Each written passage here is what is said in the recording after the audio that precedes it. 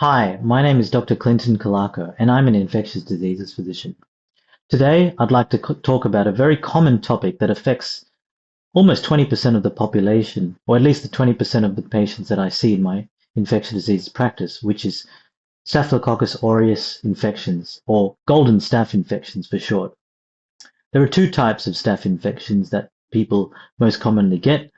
One which is called MRSA, which is the more resistant type, and one that is called MSSA, which is the more susceptible or sensitive type.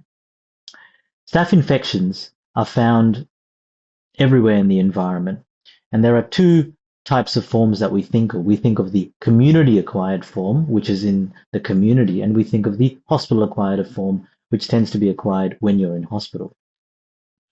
Staph presents in many different ways.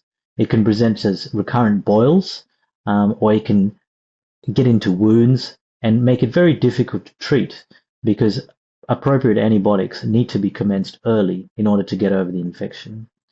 That aside, staph infections may not be completely eradicated after a single course of antibiotics and may require multiple courses of antibiotics or further procedures such as decolonization, which involves washing your body with chlorhexidine, which is otherwise known as hospital-grade bath wash, and putting something called mupirocin up your nose twice a day for 5 days to see if you can eradicate carriage of the staph infection.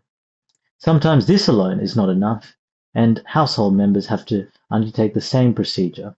It's not uncommon for multiple members, and sometimes not even all members of the family, to be affected by a staph infection or colonization. Significant amounts of changes need to be made to your environment, including washing your clothes with hot water, cleaning your surfaces, and discarding possible areas of colonization, including toothbrushes. Treatment includes what I've discussed, but sometimes when staph gets into significant areas such as joints, and particularly prosthetic joints, this is where prolonged antimicrobial therapy is required under the guidance of an experienced infectious diseases physician.